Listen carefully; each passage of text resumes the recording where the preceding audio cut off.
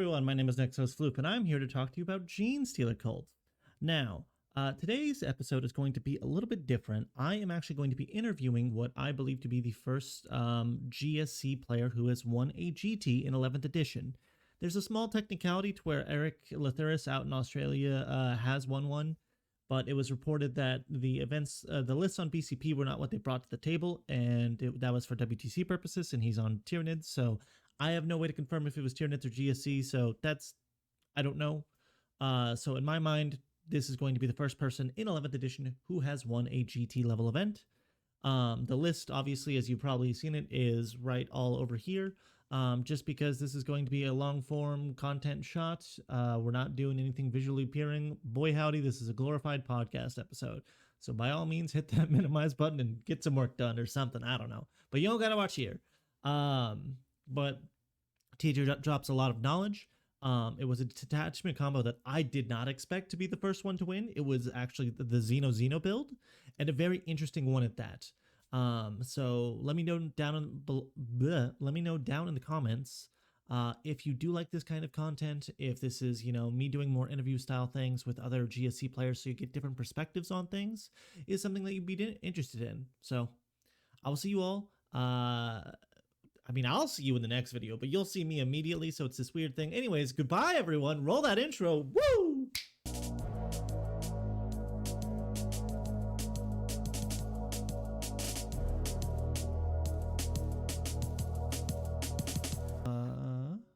Let me get one thing set up here. Go ahead and just say like a sentence for me, just so I can make sure your audio looks good on my end. Okay, I am saying the sentence that you requested. Beautiful. All right, buddy. Cool. So, first off, dude, fucking congrats. You got the first GT win. If so long as I'm looking at this correctly, I'm looking at like the list hammer to see. I'm pretty sure you got the first GT win for GSC in 11th edition. So, good shit on that. Okay. Yeah. Yeah.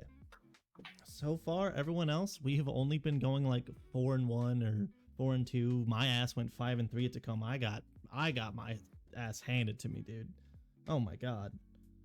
But with Xenocrete, no less. So what's that all about? Tell me what your thought process was.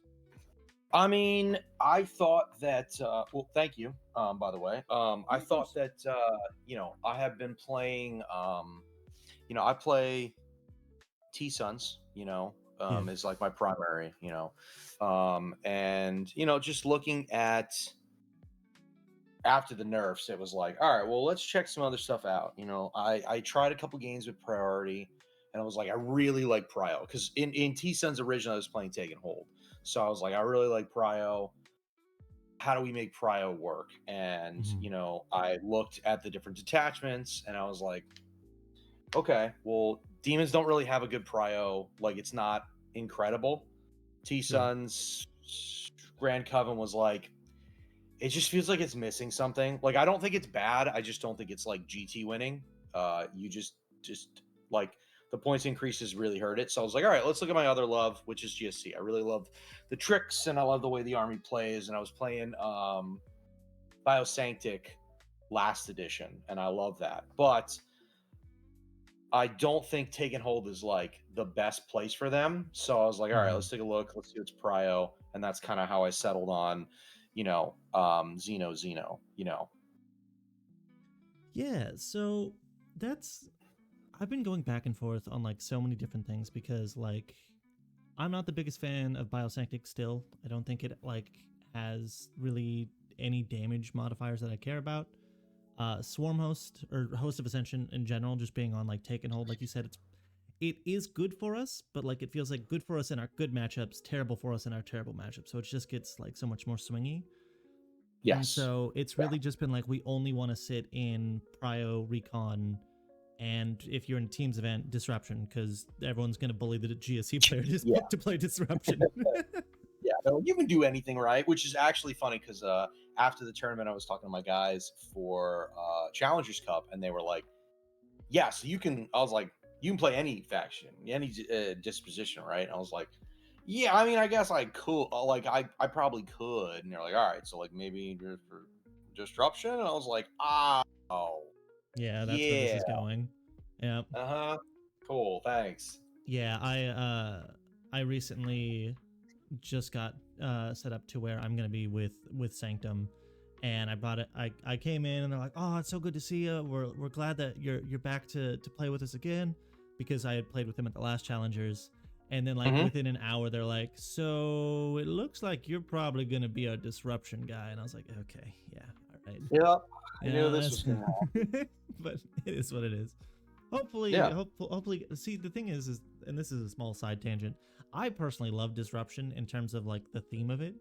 It's just the points and how some of the missions interact just blow my mind away. Like I don't understand why Recon can do what it can do in that, to where it walks on and just takes it off by existing on the train future. But that's a whole other thing, right? Yeah, I mean, we have a lot of recon. Like, recon is probably our biggest one. Yes. Um, It plays also and just really like naturally with how the army wants to play too, right? yeah, 100%. Yeah, I mean, I really like recon. And I was talking to them about it, and I was like, we can play like if I had to play one of the other dispositions, I guess I could play like pure strain, and add that to a detachment because that's a really solid detachment. Mm-hmm. Or oh man, the other one I really like too, which is Heroes of the Uprising. That one's a Mm-hmm. really strong one too. I really think that one's quite fun as well. Oh yeah. But as far as like main detachment, I think Xeno is really good. Plus, it has a ton of tricks. I'm sure you know, like the amount of tricks that the army has is really really good. So Well, just like the extra healing, there was a yeah. trick that I was able to pull off the other day, to where I had dropped neophytes, but I put like all the autoguns behind a wall, and I had shot at Mhm. Vashtor, with one guy, and then the rest of the defiler to like at least hurt it so some acolytes could take it down, right? But shot the one guy at Vashtor to give everything hazardous. So I'd fail one, break coherency, pull all the guns after I was done shooting them, and then like restore basically 7 of my 8. I think I rolled like a 4, so I got all of my heavies and all of my specials back like the next turn and was just unpunished. Yeah, It was so insane, right? It's so nuts. yeah. I mean, it's great, and you have a lot of the stratagems that you want, or it's a lot of the power that you want from bio without having to play bio, right? Like that detachment for +1 to hit and +1 attack is literally just biosanctic. So Mm-hmm. you're like, okay, well, I get my biosanctic without having to play biosanctic. You have advance and charge, which is something that you desperately need for GSC, other than your Yes. obviously your gene stealers just have it. You having a strat that has it and an enhancement that gives you advance and charge is just very strong. So Oh yeah, for sure. Um, I so okay, let's walk me through your list here, because there's definitely some things to where like I totally see this being here. And then there's some to where like I want to ask you why this is in here. So, do you sure. have your list or offhand to where you can just run Yeah. through it real quick? Yes. So I did make some changes after the event, but I do have the initial list. So Sure. we've got 3 icon wards to start it off. The icon wards basically get all your enhancements in the Mm-hmm. detachment. So they are Incendiary Inspiration, which gives you the +2 resurgence points. Super, super clutch. It basically means you can bring back 6 squads of Gene Stealers, or you can bring back 2 big squads, or some variation of those guys. So more points is always good for us. We always want to bring back more guys. Also allows you to just play more aggressively because you're just Mm-hmm. like, yeah, I don't care. It's going to come back. Then the other one is Deeds to Speak to the Masses. For the second enhancement, that's the other one I was just talking about, which is basically you can advance and charge, which, yeah, on your metamorphs, that is super, super important. It just gives you another way to basically, um, oh, it's the other way around. Yeah, My apologies. I didn't want to interrupt you, but yes, it's the other way around. Either way, you have them both on the same character. Like it doesn't matter, Yeah, but it's the same character. Sorry. yeah. But yeah, that's the second one. So that is advanced in charge, which is Incinerate Inspiration is that one. These to Speak to the Masses is the +2. Yep. And then your third one, which is Denunciator of Tyrants. So that's the one that gives you +1 to hit if you target a character unit, and then +1 to wound. So super powerful. Love that enhancement. So Hmm. basically, so these units that take them basically. So we are the Incendiary Inspiration. That's your advance and charge. That's in a Metamorph squad, and then Deeds to Speak to the Masses is just in a Metamorph squad as well. Hmm. And then Denunciated Tyrants is in your Neophyte squad. Um, Yeah. so then I've got a Benefactus that's attached to obviously your Neophytes. Just giving the lethal is just super strong. Also having another las cannon like profile is very powerful. We've got 2 Biophaguses. They're both attached to those Metamorph squads we just talked about before. That gives you your lethals, your +1 to wound once per game against infantry, and then gives you their, I don't know, I guess I call it their Super Saiyan, but they get their once per game Yep. Super Saiyan, which is also really nice. Then you've got your standard. I'm pretty sure this guy's in everyone's list, but you got Patriarch. He's attached to the Pure Strains, the Big Ten man. It's just too good not to have him. Access to a solid 2 damage, twin linked guy that gives battle shock checks, which is super important in this edition more than it's ever been. Plus, just devs on your infantry is just very, very good. 2 saboteurs. I love saboteurs. It's probably one of my favorite models. I love all the tech they bring to the army. You've got indirect fire. You've got demo charges. You've got mortal wounds if you get close. Just a really strong model in general. Hmm. Really good guard stuff. And then I took a Kellamorph.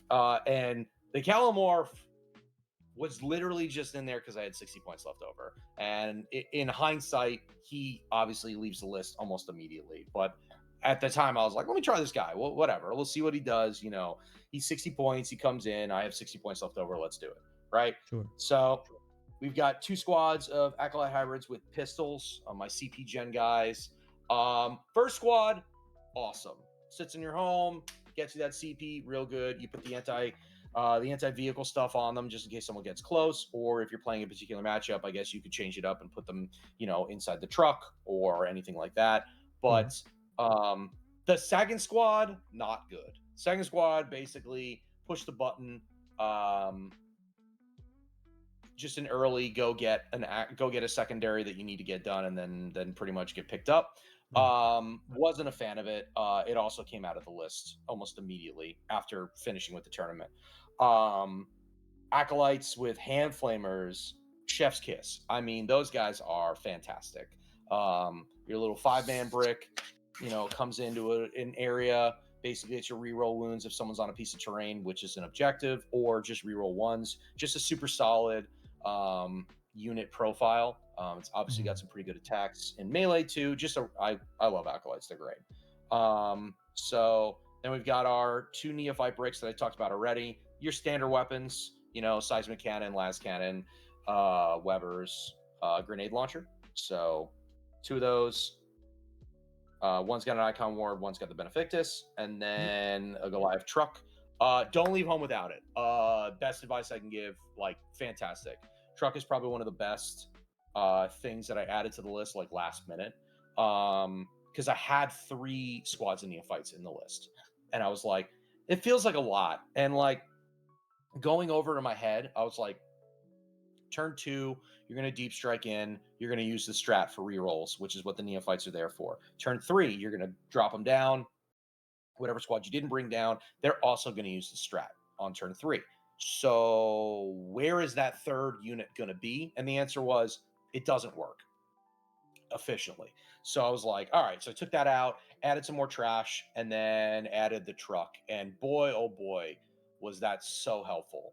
Just the ability to launch things out of it, especially, was good, but really helped me out in a lot of those matchups because the guys get out of the truck shoots a target, and then now you're firing, 9 flamers out of the Metamorph squad that basically have full rerolls to wound, which is Yeah. just The full incredible. twin linked. Yeah, nice little twin link flamers never hurt anybody except for your opponents. and we've got, 2 Ridge Runners, the standard package. I don't think that, again, another unit you can't leave home without. I like 2 a lot. I don't know what everybody else thinks, but you basically the thinking behind this is you're going to shoot something and you want the +1 AP, and you're going to probably charge something and you're going to want the +1 AP. Ignore cover is really strong too for your shooting guys. So 2 squads of Metamorphs. They've got an Icon Ward in each one of them and a Biophagus. I would start one of these off the table every game, and then I would put one of them on the table, but not in the truck to start. I would get them in the truck afterwards because I wanted to launch the units out of the unit, that were in the truck first. Makes sense. So, got 10 pure strains, 5, and then 5 pure strains. And that's it. That's the whole list. So there's a lot of interesting things here, and I wanted to wait till you finished up before I start coming in. To start off, the first thing I notice, and I fully believe you, or agree with you in the fact that Patriarch is like, I love putting him in every list right now. The Battle Shock aura, there'll be a lot of games to where, sure, they're passing their stuff, but then there's some games to where he just wins the fucking game because 3 of the 4 guys just like failed their Battle Shock, and you're like, cool, I win now, right? Yep, game 4. Literally won me the game on that. 100%. So are you seeing this unit as him being 80 points, 140 for the Gene Stealers? It's good volume with dev wounds. Is it just this unit is just efficient enough to where even though he doesn't have strat support, like the unit is just efficient to where you would, that's why you're taking this? Or was there other things? No, I mean, it's just an efficient unit. It's a good bully unit too, right? Like no one wants to punt. No one wants to get punched by, that. Like that's just it's just a ton of attacks. You still hit on 2s. I mean, you're still hitting on 2s. It's just a strong unit. You don't need any. They don't need strats, and that's really the thing. It's 40 attacks to hit on 2s, strength 4, neg 2, 1 damage. Obviously dev, but you can also make them neg 3. Fire a mortar at it. Get your neg 3. It's just a super solid unit, and they're annoying to kill. 2 wounds with Invuln with as your well. 5 of Invul. Yeah, I mean, Invul's super clutch. So many people. Yeah, I mean, so I would use them a lot, and if we're being 100, I would bring that unit back almost every game. The 20 mans almost never brought them in. I mean, advance and charge is just so strong. Being able to get to where you need to get to, putting a token down, and I think another strength of this army is that Icon Ward ability allows you to play with those tokens more aggressively. And then if your opponent's like, okay, man, I got over there and I blow that token up, and you're like, all right, cool, I'm gonna use the ability and I'm just gonna move it over here, and then over here. Also the detachment has that 6-inch as well. Now it's expensive, but being able to spend that CP to bring in a super critical unit, basically 6 inches away, is super powerful. I can't say that I used it, but it is was very strong. It's just something that when you would tell your opponents, they'd be like, okay, I should be wary of this. This is something I need to worry about. Yeah, I mean, I probably brought back the 10 men almost every game if it died. Just you play hyper aggressive with it, you lose it early, it keeps the pressure on your opponent, you put the token back down, and that's kind of where most of my tokens went, was actually the Gene Stealers. But if we're being 100, I used them quite aggressively early on, and then I would bring them back just so I keep up the pressure and keep my opponents from from ever getting near the things that I want them to get near. So right. Okay, yeah, that all sounds perfect. I do want to move on to, so I can already tell like immediately that this unit is going to smack like a motherfucker, because I've been so here, the overall question: how do you feel about the biophages with the support tag now, being able to attach it to metas with an icon ward, like aberrants with the abominant? It has felt super strong for me, and I want to hear your take on it as well. Yeah, incredible. So a great example of this is like game 4. game 4 I played against Shane, good friend of mine, and he's Hmm. playing Nurgle Demons. He had played against GSC round 1, Oh, okay. final day, with no metamorphs, and he stomped the yard. I think it was like 100 to like 49 or something like that. Ooh. And the guy who was there was like, yeah, man, I just think this is like a terrible matchup, and like I don't think we just don't have play in it. And I was like, well, I mean, I have metamorphs, that's a little different. And then when Yeah. we got there, I killed every plague bear on the table died. Yeah. And the metamorphs were huge in that aspect. They're just fantastic. They're just annoying to kill, and they hit like a freight train, especially with that strat.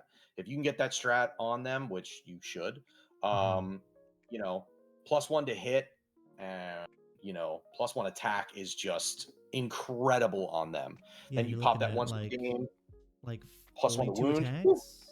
42 attacks Yeah, on 2s, 5, 2, possibly +1 to wound, lethal. Yeah, that's a lot yep, of fucking damage, brother. yep. Then you get the +1 AP on them, and it really slaps. And then the best part about it is, then we come around to the, hey, you're hazardous, and you're like, oh no, I fail like 3 or 4 of them, and then you're like, yeah, whatever, it's okay, it's a 4 up, feel no Hmm. pain, it's fine. Just It's shrug it fine. off. Yeah, you just shrug it off. I mean, there were multiple times when either they would blow the truck up with the guys inside of it, or I would use that strat, and it'd be like, oh, one guy dies from the truck, or Yeah. like, oh man, hazardous, one guy dies. Like, it was just, never happens. It was very, very strong. So yeah, those guys are great. I love them. I was playing them in Biosanctic. I think they're really good in Biosanctic too, just because when you add the Biophagus to them, you get the keyword now, so then you get the +1 attack. But like I said before, if you play this detachment, that strat basically gives you Biosanctic, but better, because you're +1 to hit as well. So that's really strong. Oh yeah, totally. Now, speaking of that 4-up Feel No Pain, how relevant was that in combination with their Blood Surge? Was that making it like really awkward for your opponent to have to play around them? Did it come up that much? Because like that's what my thought is now with this 2-inch engagement range, right? The Blood Surge that the icons have, you're threatening minimum 3 inches, but also possibly up to like if you're within 8 inches, hey, I could roll the 6, tag your unit, and then you're fucked. Was that ever something that really came up, or is it more of just niceties that we I mean, think about? the 4 up came up all the time. I can't tell you Hmm. how many times I had to pull my phone out and show my opponent, because they just were like, nah, that's not a thing. Or the 3 up On on the the character, icon yeah. award. Yeah. Yeah, that came up all the time, because they'd be like, all right, well, like last guy alive, or something like, and they'd be like, well, I mean, you know, I'm just gonna precision them out. I'm like, you're not actually, you're Yeah. not gonna want. You're not That's gonna not get this something you want to motherfucker. do. Don't do that. So that happened, and then Blood Surge. It happened in 2 games. It happened against Mark, um, round 2, Hmm. and he was like, shit. Like, I had told him about it, and he was like, yeah, but I'm sure it's gonna be fine, you know. And then like I rolled a 6 and then touched, and he was like, Well, I messed that up. Yep, that was bad. I should not have done that. So, and one of the things that I thought was very interesting is that Blood Surge used to be unbattle shocked. I don't know if you've seen that, but like used to be non-battle shock units can Blood yeah. Surge. Have they But changed that? yeah, so in the rules for Brood Surge, there is no wording on that. Now, it didn't come up, but it was something that I asked the judges about when we were playing, because my truck Hmm. blew up one time, and I was like, do I Blood Surge? And I showed him the rule, and he was like, there's nothing in here. So unless there's a universal rule, and then they just decided to not fix it in the app for Brood Surge, there is nothing in the rules in that particular ability that says anything about surging. Right. Um, so it's just a very interesting. I just didn't do it. We just ended up staying inside of the vehicle.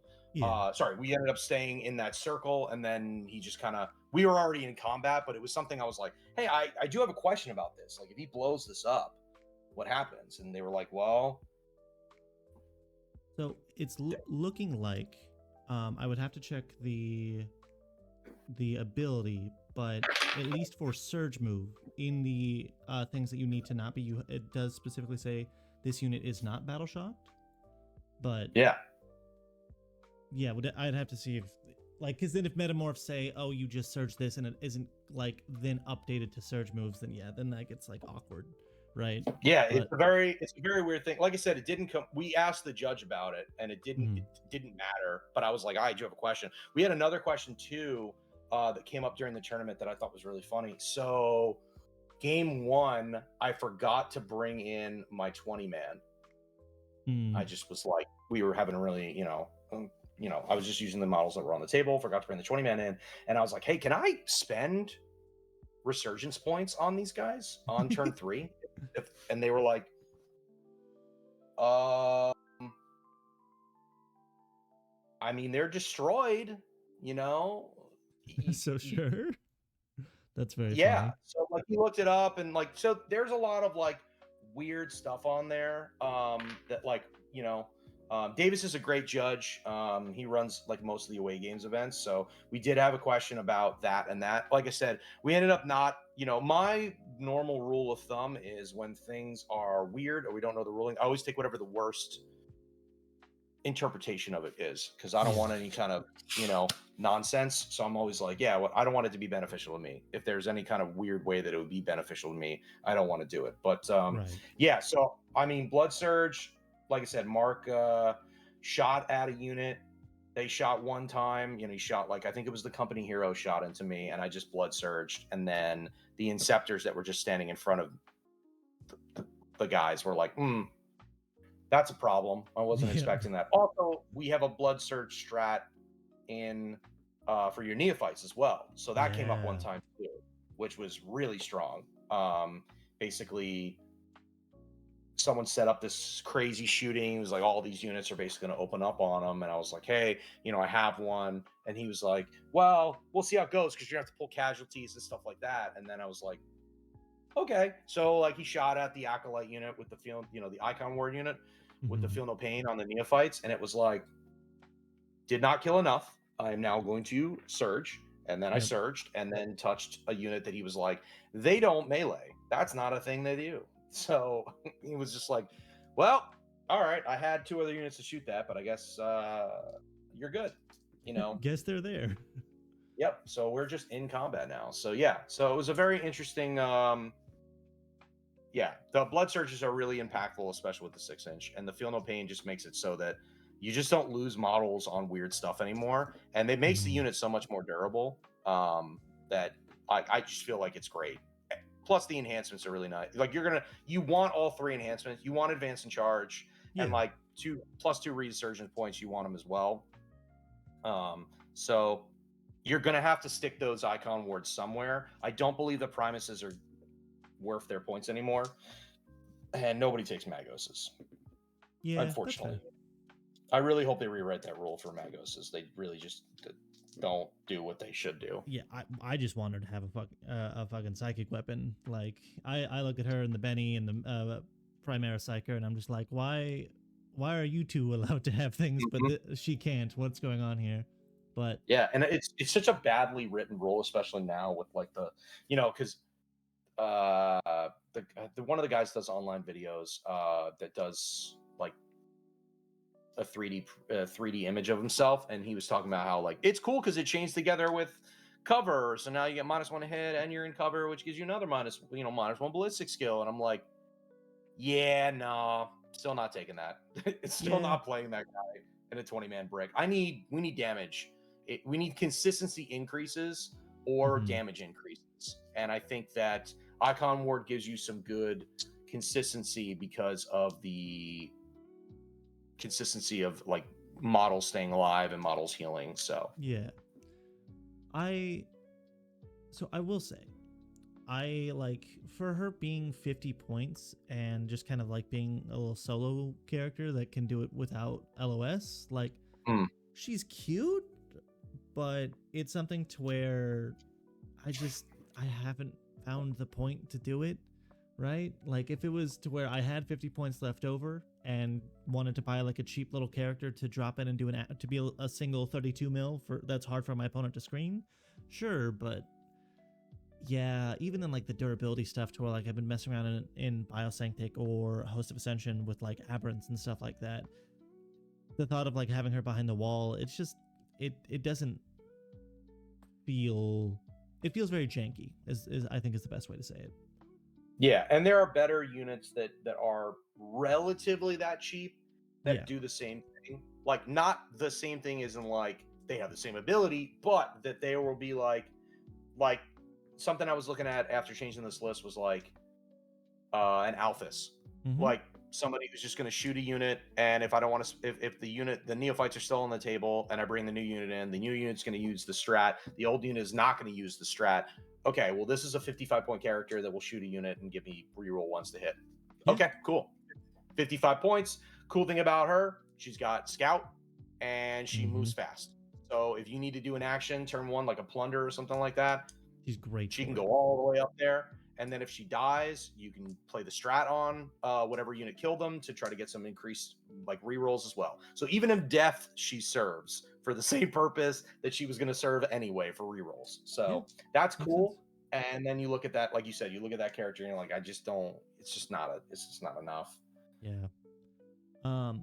So with us kind of gone through your list, I went ahead and looked at the run you did, and my God, man, you had like a hard fought run. I won't lie. Because there at the end of this event, 5 rounds, there was one other undefeated. But looking at the both of you, you for your round, not even like a round 4 or round 5, round 2, you're going into Mark Hertel, a top player, which I mean, obviously you yourself are a top 50 player on Elo, I think, right now. I'm always forgetting those things, but you play into Mark Hertel, very good player. You play into Jeffrey Kolodner? I think it's Kolodner. Yep, I'm Kolodner. terrible with names. Yep. Kolodner, who once again, another really great player. And then, like you were saying, Shane Watts is no pushover. Like you had a hell of a run going into some pretty tough players. Yeah. Let's start off. Let's just walk through matchup by matchup, right? Give your general overall thoughts of the matchup, and then if there's anything interesting that was happening in it, by all means, let's take a moment to go through it. So we start off with Steven here on Recon Jukari. What was this match like?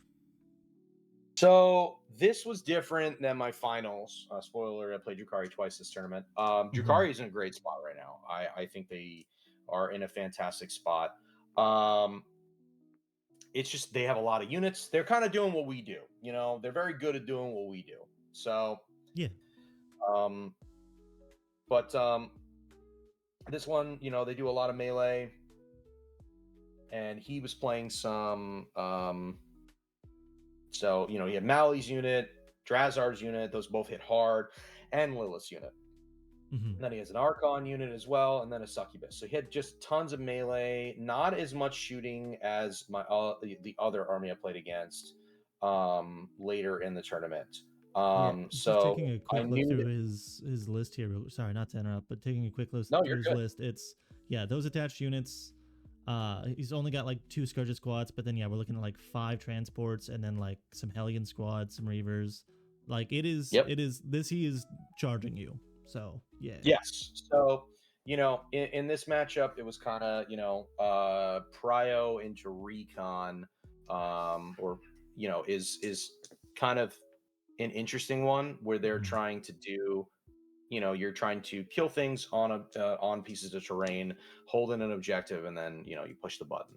So that kind of makes it really good for that aspect. Also, your hand flamers in Jukari are fantastic. Amazing. Strength. Yeah, so there was, once the Metamorphs got in the truck, they stay in the truck for a little bit because they don't have the best way to like peel a vehicle, you know, peel all the guys out of the vehicle. And you're, you know, fire deck 6. So, you know, flamers, good. I mean, You don't even need the rerolls because they're on, you're winning on fours. Like it just doesn't like it's just more guns that you get to shoot. Yeah. So, um, so basically my plan for this one was to kind of lock down, so they did a little weird of the actual we didn't go ABC, we went BC. So Sure. that was kind of a little weird. So, and by the way, the app is really great in your ability to just score stuff now because you can just kind of see, Yeah. I'll go give it back and that. The app is definitely a very it's a lot more convenient. There's a lot more reason to use it now. Right. yeah.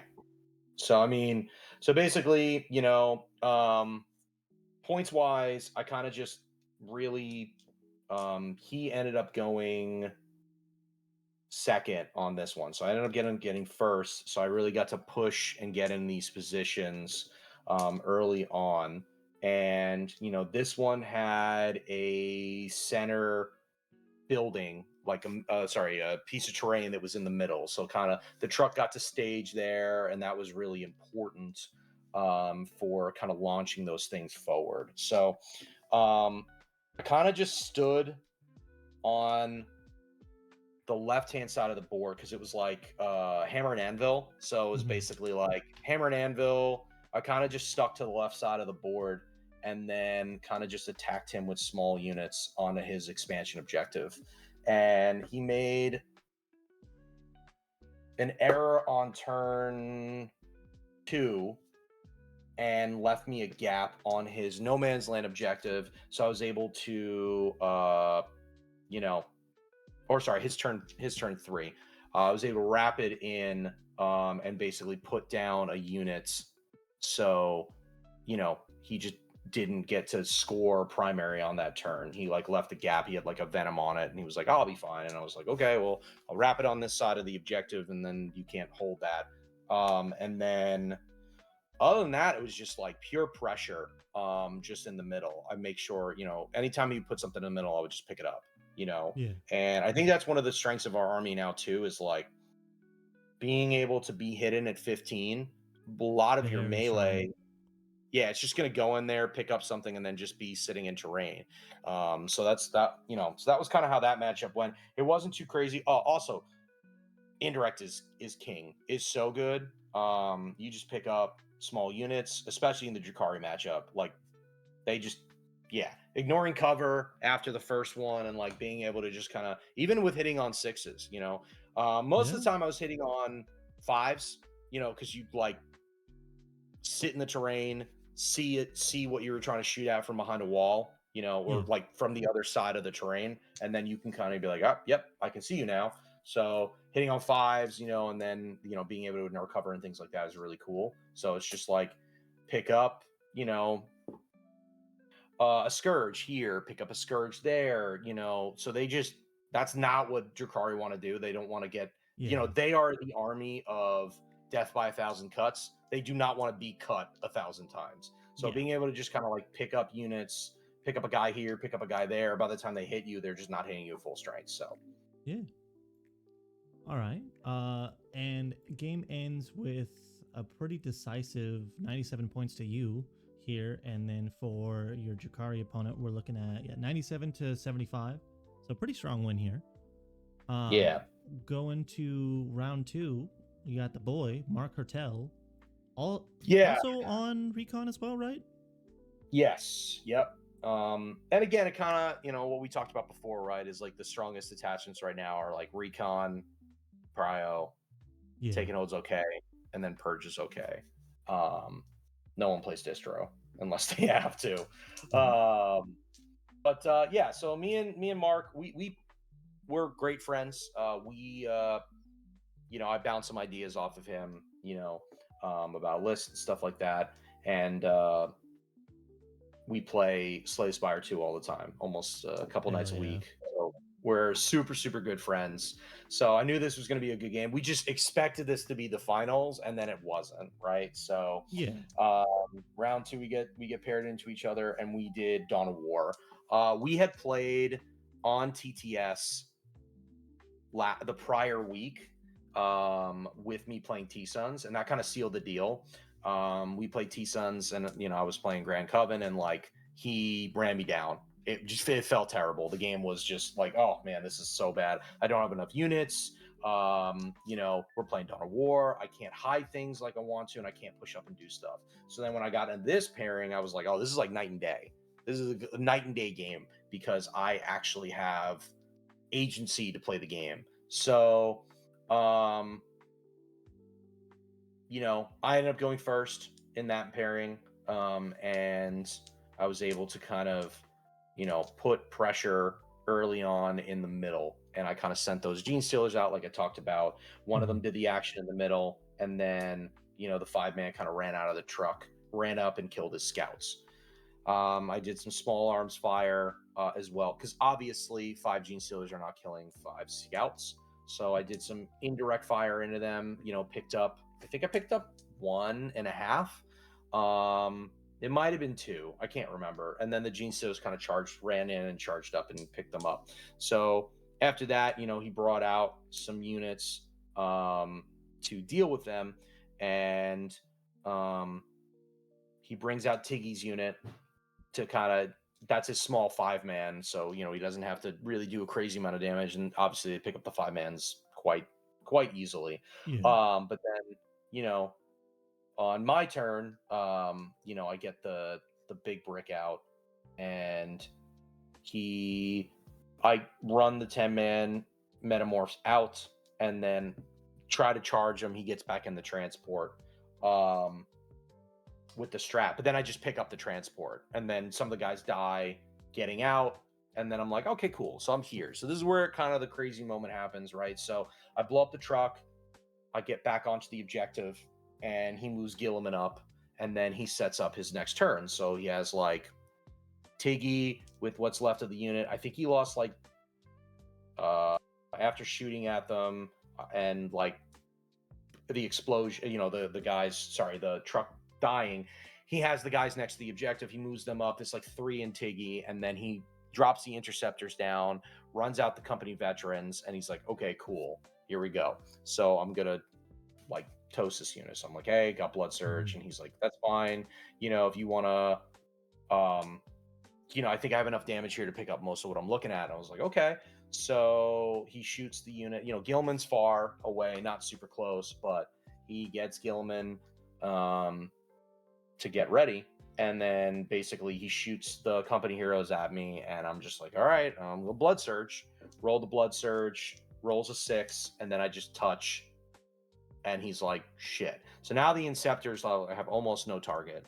While Mhm. this is going on his turn, I rapid in the 20-man on the back side of the middle objective to make sure that's mine. Because one of the things about recon on this particular mission is they need to hold the center. Yeah. That's like imperative that recon holds the center.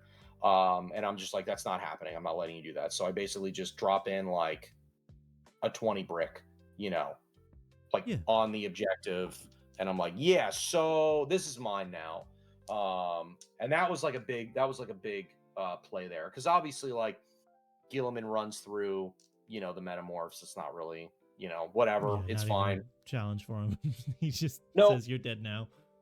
Yep. So I was like, all right, whatever, that's fine. And then the other metamorphs come up later and they pick him up, but like that was a big deal. And then while this is happening on the left side, I'm like constantly harassing his expansion objectives. So every time he kills a unit in the middle, it respawns and goes to that terrain feature that's like a V, Mhm. and I just put the token there, and then like cool, bounce a unit out. They'll run up, try to take this objective from him. The 20-man with the strat basically shoots into the company heroes and kills everybody but Ventress. So now he lost the company heroes. Um, the Metamorphs do some. They basically pick up Tiggy Squad finally, because like he is standing in front of them, and I think they kind of consolidate in on combat. And Gilliman's obviously stuck in combat as well. Eventually picks him up. He doesn't kill him in one shot, which is cool.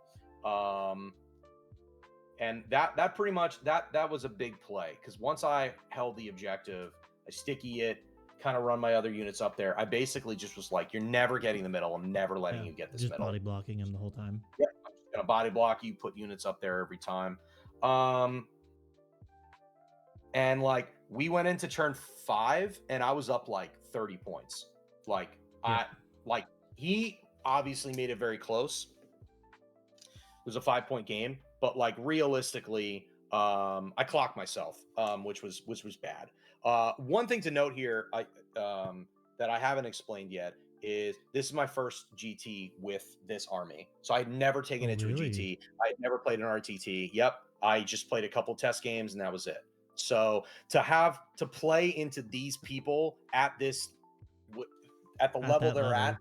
Yeah. with not that many reps, I was like, oh man, this really sucks. So time management was a problem and it was a factor for me. A lot of my games, I need to get better with that. And I have some ideas on how to get better. Like I need to have tokens that explain the feel no pain. So I don't have to constantly tell my opponent, like, this is the 4-up Yep. unit. This is the 5-up unit. This is, and then when it dies, the 4-up token flips over to be a 3-up. Be like, okay, this character is the 3-up guy. So that would speed it up. And then I probably need to get like an index card and just write out the neophytes and be like, here's the neophyte card. This is what the weapons are. Would you, Yep. would you like to do anything? This is what happening. I need to do that. And then I can probably do the same thing with the metamorphs and be like, here's the metamorph card. That's what I'm looking at here. I'm going to use the 2 damage swing, which is almost every time. I don't think I use the 1 damage swing anytime. Yeah. Makes sense. But yeah, so I didn't kill a unit on the last turn. I had a 4-man squad of Gene Stealers in front of me, and I had the Metamorphs in front of 2 scouts, and then my 4-man Gene Stealer squad in front of 2 scouts. One had a wound on it, and one was full. And I was like, I can't kill this unit to get the extra 4 points. So I probably should have won that game a little better. It could have been a lot cleaner on the last turn. But Yeah. overall, those Metamorphs, once they killed Gilliman on that turn, I actually just ran to his home and was like, all right, time to get rid of your home so that I can, score that because that, gets you points as well. So I was like, okay, cool. So super tight. They just, honestly, it felt really strong. Recon into Prio, like that felt really good. We just have enough bodies to really hold that middle. And you have to hold every inch of that middle objective, or I just wrap it in the guys that I need to wrap it. Yeah. And then you just never scoring that. Makes sense. All right. Well, good shit on that round.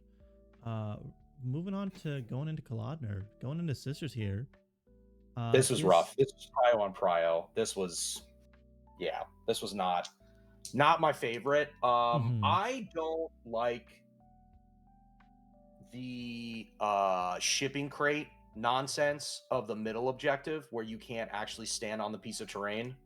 I don't know who decided that was like, this is a really cool way for us to make the boards different. But like, if you're going to make an objective, it's a piece of terrain, then let people be on the piece of terrain. It's really frustrating when you're like, you can only touch like the edges of a piece of terrain basically to score. Yeah.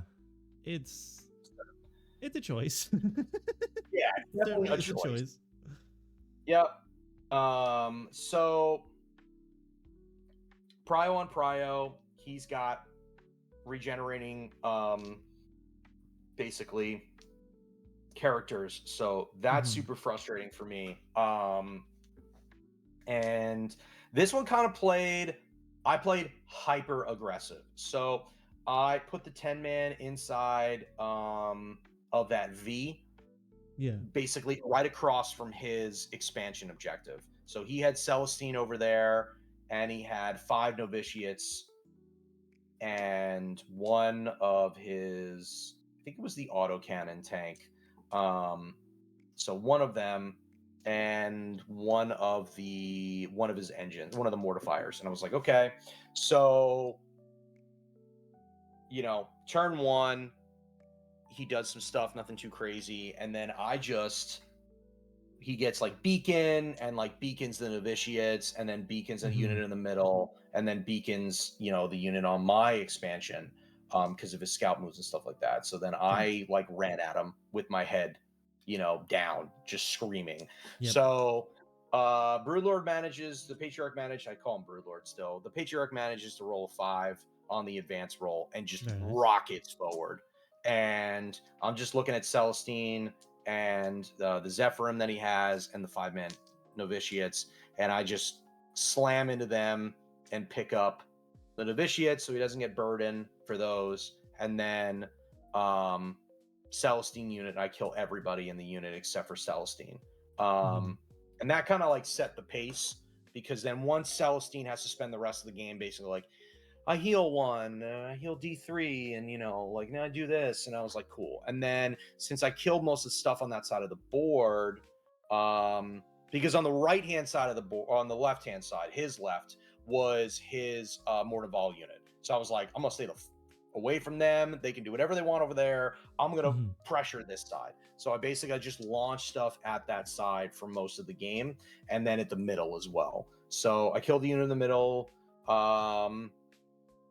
She got up, and I was like, okay, whatever, it's fine. So then she gets up, and then that's kind of how that went on that turn. And then I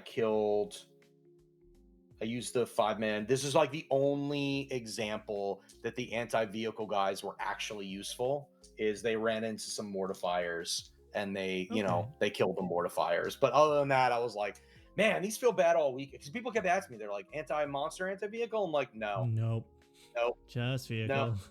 Just vehicle, just 4 up. And they're like, what's the strength? I'm like, 5. And they're like, that's anti-vehicle? And I'm like, it's 4 up. It's anti-vehicle 4 up. That's what it's here for. It's not here for the strength characteristic. It used to be much higher. It used to be, I think, strength 10 or 12 or something ridiculous, but not anymore. So that was like the only game they were useful. So I basically just pressured his expansion and then kept pushing into my expansion with every unit I had, basically. So I sent the Patriarch up there. He took 2 turns to kill him, like 2 full turns to basically dig him out. And then by the time that happened, I'd already basically controlled the rest of the board. And then Mornival's unit came out and shot at my my Metamorph unit, one of the Metamorph units I brought out. And then that allowed me to drop in my 20-man and +1 to hit, +1 to wound against characters, and just kill everyone but Mornival. So that was pretty cool. So that was super fun. Nothing like having to shoot your opponents with shotguns that are winning on 5s, and your opponent's like, there's no way. And you're like, yeah, dude, I don't know what to tell you, man. And they have an AP, and they're AP -1. I don't know what to tell you, man. That's just what they do. So that was super cool. Kelemorph, a 2-point game, it looked like. Yeah. 95, 97? Yep, super tight. Yeah, super tight. I didn't think it could get tighter as a game until it was. But yeah, that was pretty crazy.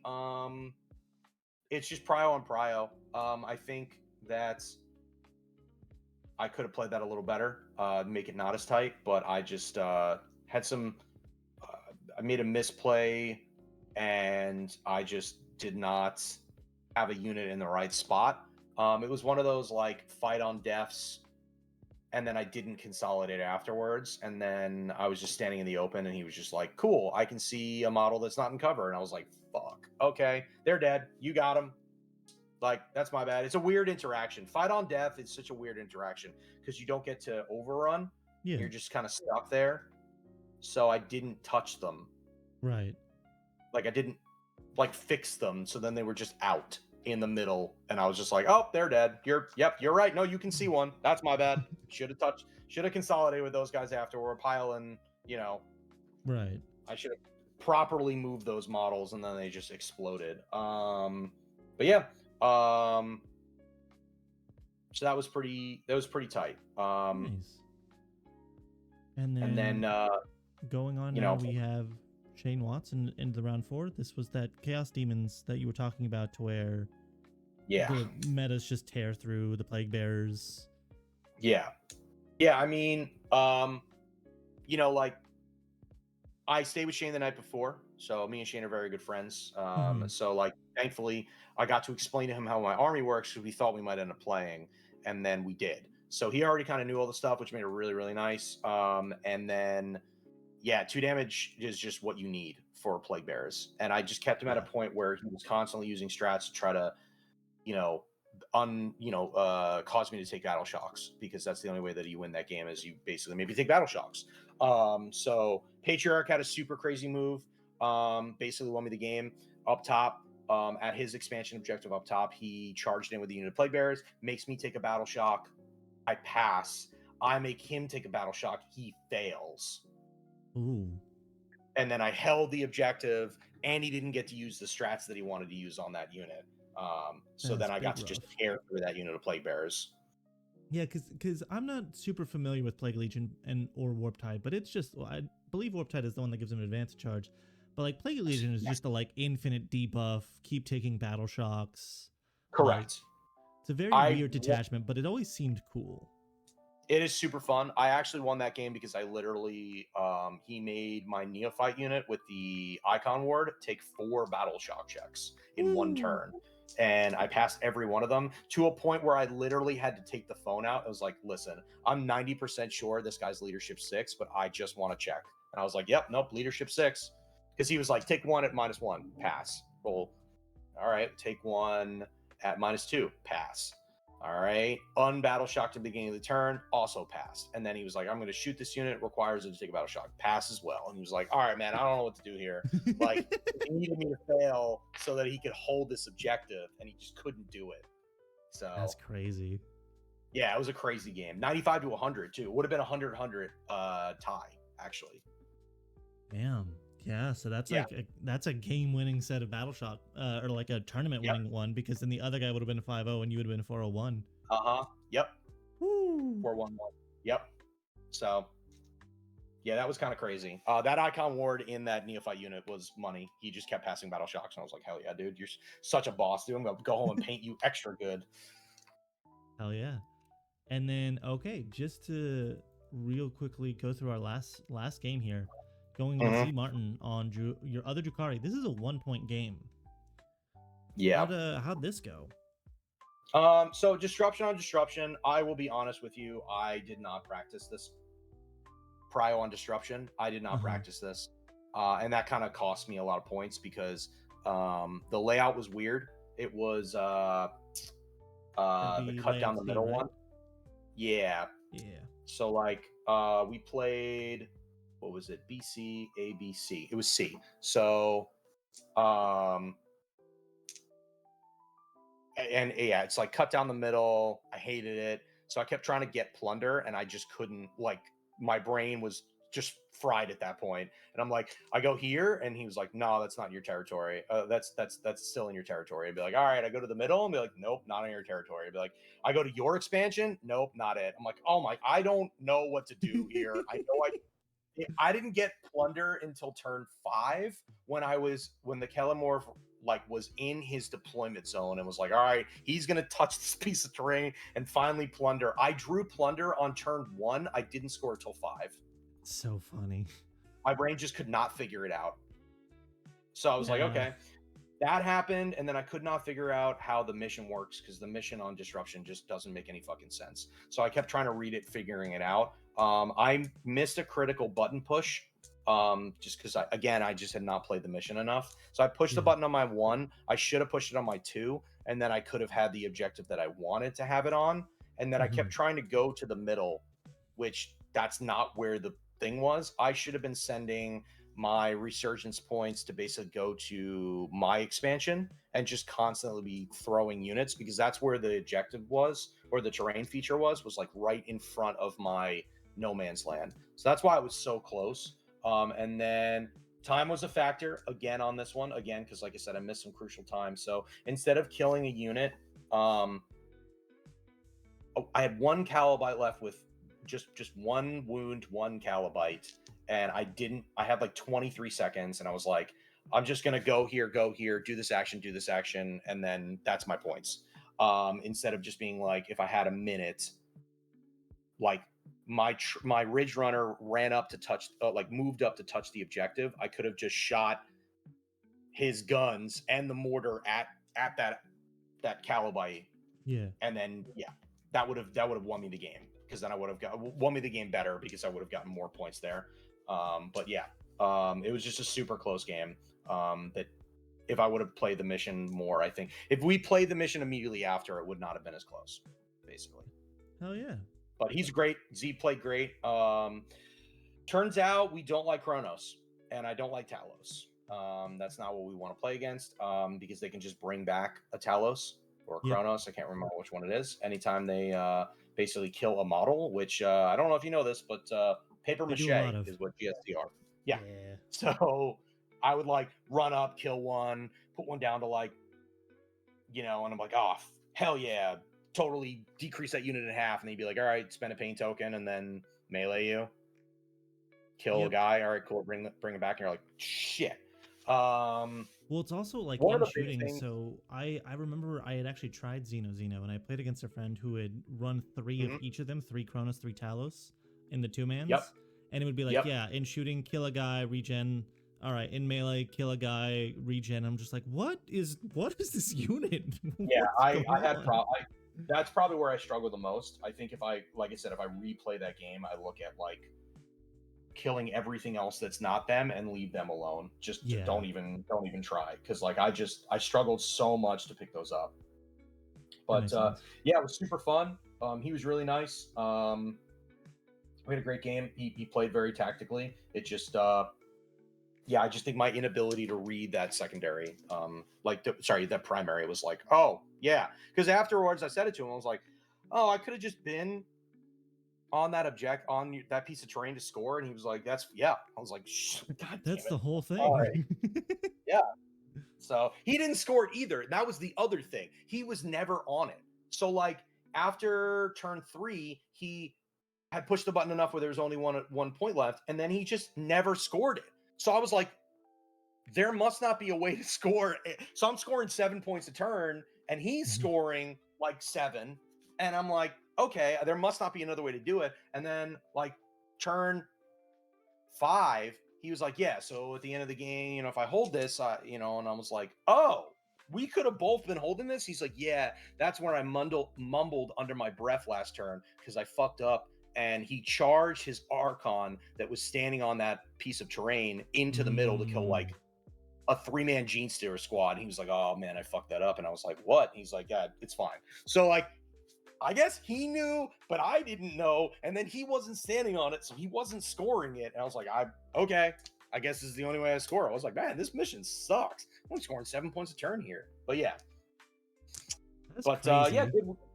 Yeah, crazy tight. That was a 1-point game. So yeah, crazy.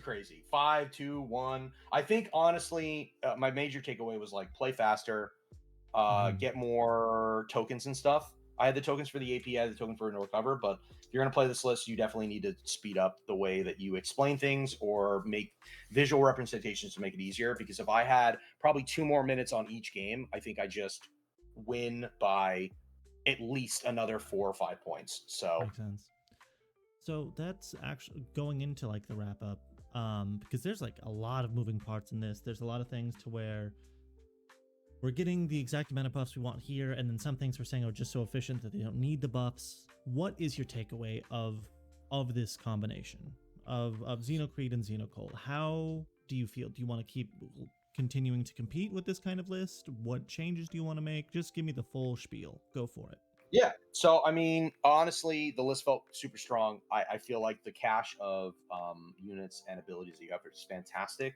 There are some slight tweaks to make. Like I said, I don't think the Kelemorph did anything. And I don't think that the second squad of Acolytes did enough where I was like, oh, let's take another unit of them. So I made some slight changes on it already. Basically, I think that we upgrade the 5-man and make it into a 10-man. And I say we because like Alex McDougall, me and him, we go way back. He helps me with all my lists that are at least GSC. So love talking to him. He helps me out all the time. So shout out to him. And then Shuckman. Matt Shuckman is, we play the same, which is defensive reactive. That's kind of why this list works for me. And it was an Oh, interesting thing. I was talking to Campbell about it, and he was like, I'm sure there are better GSC lists, but this is the best list for for you in the you. way that you play. Yeah, because Yeah. I play defensive reactive, so that's kind of what this army does. It punishes you. Um, it kind of sits back and does what it needs to do. And then if you get close to me, I then punish things of either you've made mistakes or movement errors or you push the wrong place. And that's kind of why I like this list a lot. So I think that's the major takeaway for people who are listening, who are like, why does this work? Why do you think this is the best list? I don't think it's the best list. I think it's the best list for the way I play. Yeah. But I think GSC, and one of the big things of 11th edition is that any way you want to play the game, you can find a way to play the game. So, but yeah, take out the 5-man other acolyte squad, and I think we just make that 5-man flamer squad into a 10-man. It makes it much more efficient. Dude, It makes it another the 10-man hammer. flamer squad is just, it feels so good in any detachment I Yep. put it in right now. Oh my god. Yep. So that's the big change there. And then you got 65 points left, and that basically gets you almost any character you want. I say almost because I would love a third Saboteur. No one ever expects the indirect. Every time I fire the indirect, they're like, "What's shooting me?" And I'm like, "That guy right there, that dude." They're like, "That's dumb," and I'm like, "Yes, I know, but I love it. So much fun." But I think what I've settled on is Sanctus. Yeah. Which Sanctus that will be? Great question. I think the melee one is probably really strong, but I have seen the validations from other people talking to me about the ability for you to go push a button in the middle, and then when someone gets close to try to basically re-push the button on their side, you're just like, cool, I'm going to back up. And I'm lone op, so you're going to have to figure out some way to do this. So I'm kind of been tinkering with that. I'm not sure which one to use yet. I have another GT next weekend, so we'll definitely keep running this list. I really like it. I do miss my bikes. I really like bikes. I like mortal wounds. I like move blocking. I like the scout moves. They're just so expensive right now, and they just don't feel like they have a good place. In Brood Surge, I was running them, or Biosanctic, I was running them because you set up for your attacks. So like you move block, and then everybody kind of gets into, you want your aberrants to slow moving targets. So you want your aberrants to be able to like move to where they can basically they know where the enemy's going to be, and they can kind of set up for the following turn. And that's where the bikes are really good, but they don't really work in Xeno. You just don't need them. They just 150 points for a 10-man bike squad. Although you are doing 5 to 6 mortal wounds when they drop their bombs, it just doesn't feel good. They probably need to be a little cheaper now. Especially since they don't benefit from hidden ever. So, and like the unit size also is like notable. It's so much harder to hide them now, to where like them not being yes, able to be like benefit from hidden would be fine if I could hide them behind any of the little V's. Like that'd yep, be cool. yep, yep, yeah. They just don't do it, and it kind of hinders their movement too, because there's a lot of the terrain where they're like, this is solid, so you Yeah, can't get through can't here. get through it. You're like, but it's just a barricade. Like what? And like, yeah, no, sorry, it's solid. And you're like, okay, so I got to run I'll go around. around.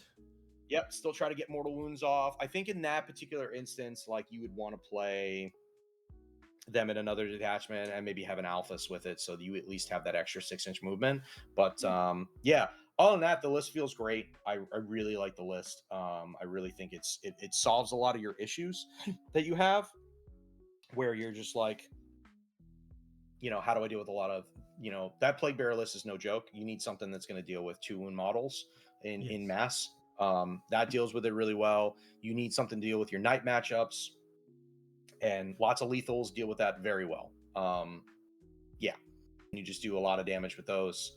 And then in your orc matchup or something like that, you need something that if you get touched, that you're going to be able to shoot.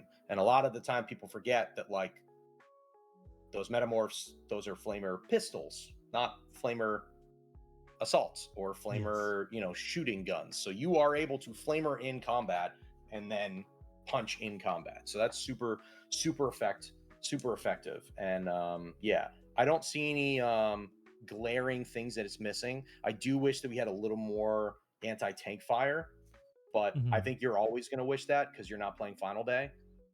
Yeah. And they're the best with it. Them and obviously Ascension, those guys do it real well too, because you're coming in with lethals, and then you have a guy who gives you sustained, and that's really nice. But yeah, apart from those two detachments, that's probably like the one thing that I was like, man, I wish we had some long range shooting that actually didn't It didn't suck. suck. Yeah. Yeah. So that's probably the best way. But yeah, I mean, what's your take on it? What do you think?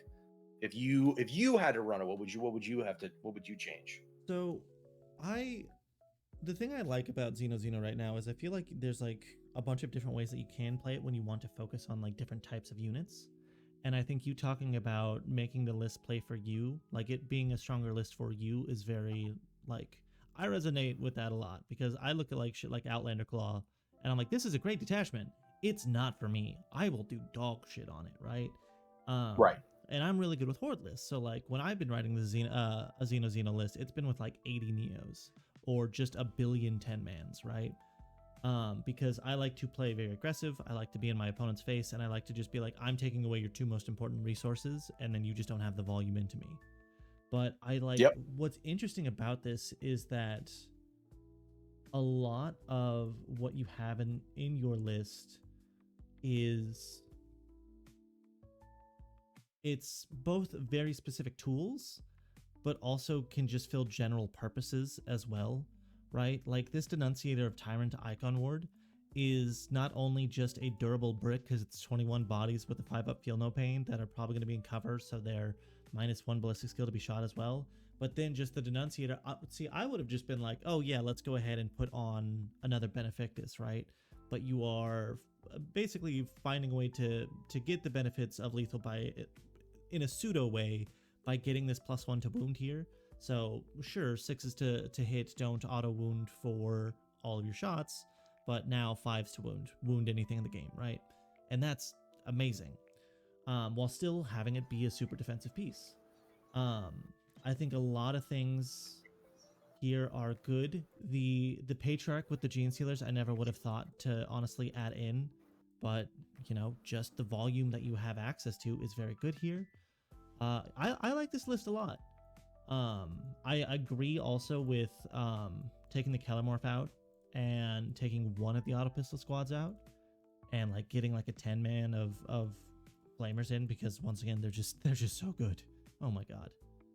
Yeah, I'm excited to try them. Very excited to try them. So. And I will say there's a lot of confidence in taking a lot of units that don't necessarily fully synergize with stuff, because I think that's what a lot of people are doing right now, especially since it's like the Wild West of 40k. You try and be as greedy as possible, and everything needs to have synergy. Going 10-5-5 on the pure strains and just being like, yeah, they are good enough on their own. They are my tool. They're gonna do their job. They're gonna go be great, right? Yeah, I just really do like this list. I think it's super good. I think you made something very solid, and it's, from what I have seen of you, right?